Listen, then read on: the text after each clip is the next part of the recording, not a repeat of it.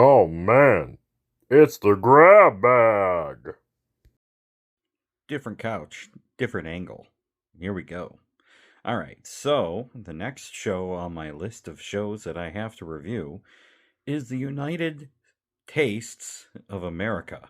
It is a MasterChef sort of spin-off.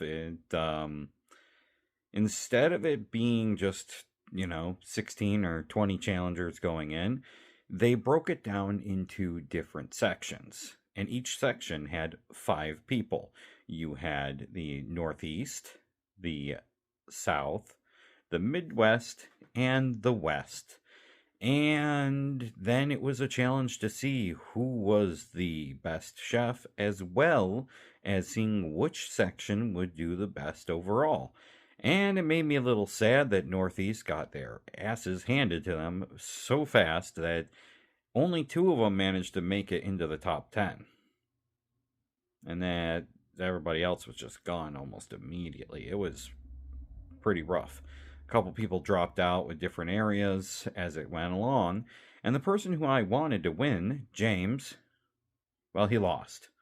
So then I had to go with my second choice, which was Grant. And spoilers, he did win, thankfully, because he was going up against the mother of 6 kids, and I'm saying this, and I'll explain in a second, the weirdo lesbian Devo reject.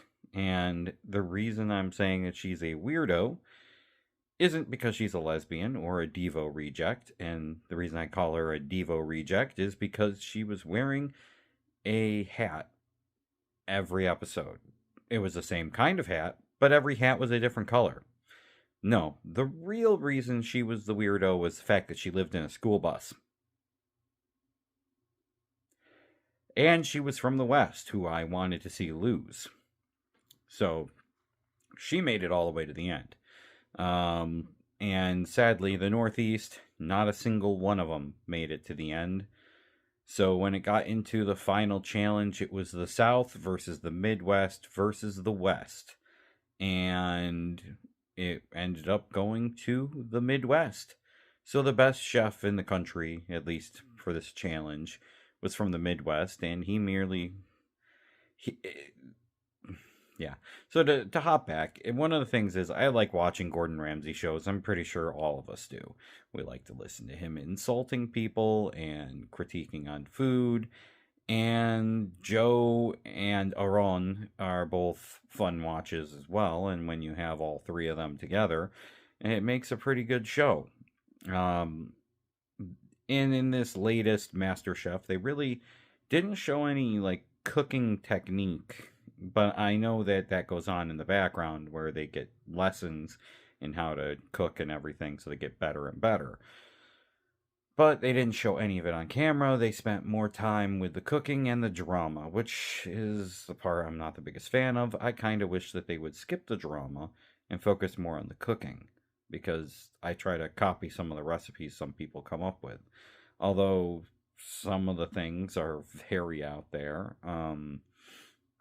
Some of them I don't think I could. I mean, for one thing, I don't have access to saffron. Like, real saffron can be pretty expensive. I personally don't like lobster, but they use lobster quite a bit. Um, so, anyways, the final battle between everybody was I forget the lady's name, but she, um, from the South, the mother of 6 kids, because that was an important point of her background. Um, she went with like French style, but doing stuff a little different. And then you had the weirdo lesbian Devo reject.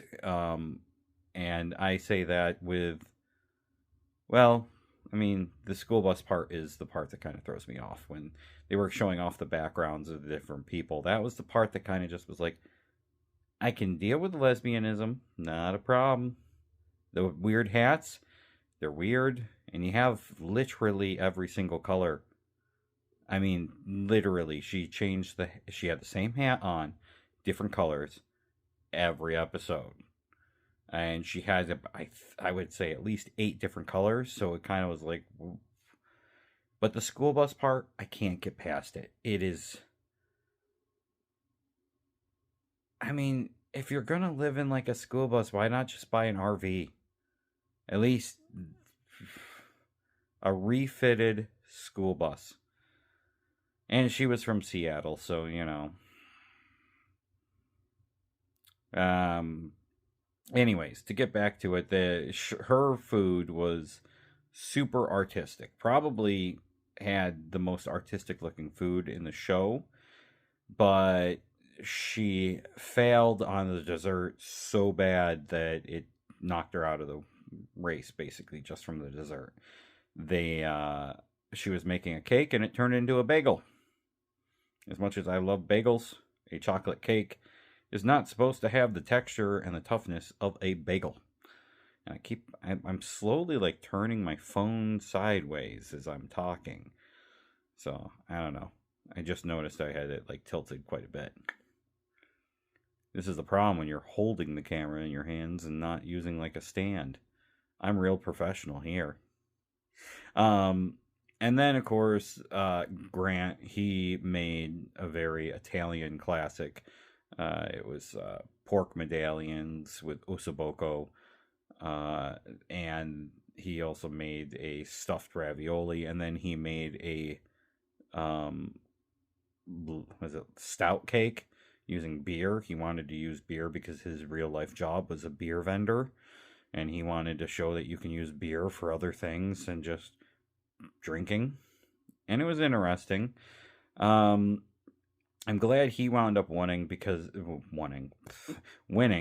he was my favorite character after James got knocked out.